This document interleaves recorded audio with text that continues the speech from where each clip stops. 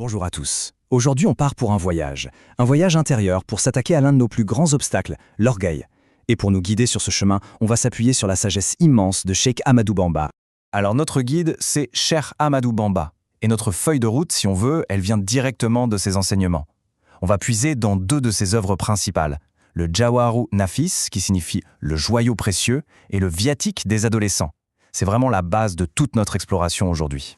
Alors voilà, on rentre tout de suite dans le vif du sujet avec cette question, une question fondamentale.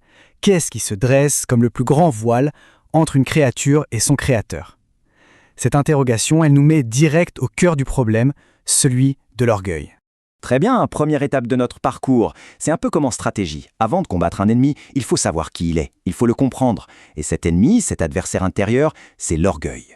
Et là, la définition que nous donne le cheikh dans son Jawharu Nafis est d'une précision chirurgicale. Ce n'est pas juste un sentiment vague, non, c'est un véritable processus, un comportement actif.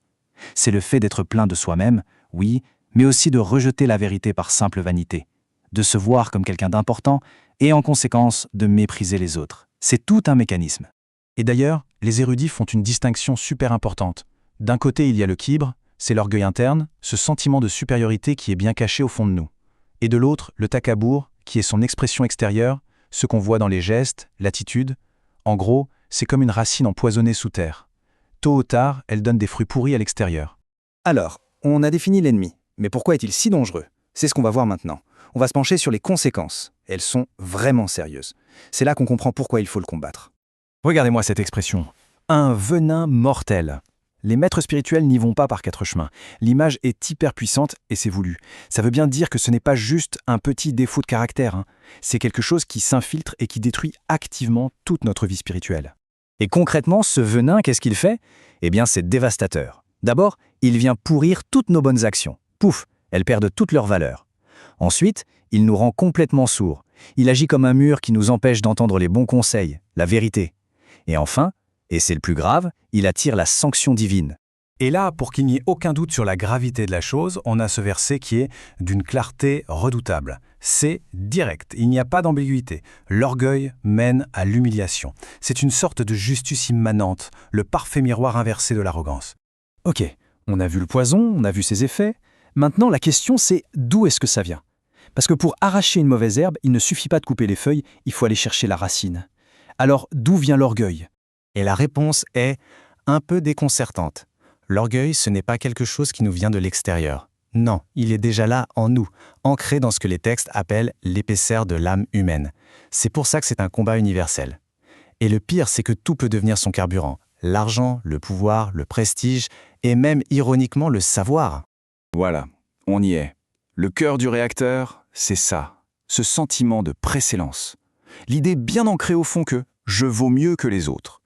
C'est cette petite musique intérieure que le cheikh identifie comme la source de tout le problème. C'est ça qu'il faut absolument déconstruire. Bon, assez dressé le portrait de l'ennemi. On a vu ce que c'est, pourquoi c'est dangereux et d'où ça vient. Maintenant, le plus important, comment on s'en sort? On passe aux remèdes, aux solutions concrètes proposées par Cheikh Bamba. Et il nous propose un véritable programme en 5 points, un chemin étape par étape. Et attention, ce n'est pas de la théorie abstraite, ce sont des actions très concrètes à mettre en place. On va en regarder quelques-unes de plus près. Alors là, cette phrase, elle est faite pour secouer. C'est un véritable électrochoc. Se croire supérieur même à un chien. Le but, c'est de faire exploser nos petites hiérarchies mentales, de nous forcer à remettre en question absolument toute idée de supériorité. C'est radical, mais c'est puissant. Et ça nous amène au premier remède. Se souvenir d'où l'on vient. Tous sans exception. Notre origine commune, c'est Adam.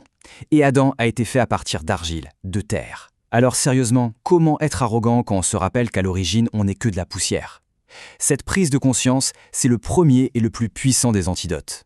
Et voilà un exemple génial de la façon dont le cheikh passait de la théorie à la pratique.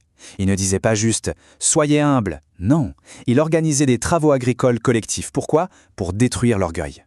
Parce que quand tout le monde, peu importe son statut, a les mains dans la terre, eh bien l'orgueil, il ne peut tout simplement plus exister. Le terrain devient le même pour tous.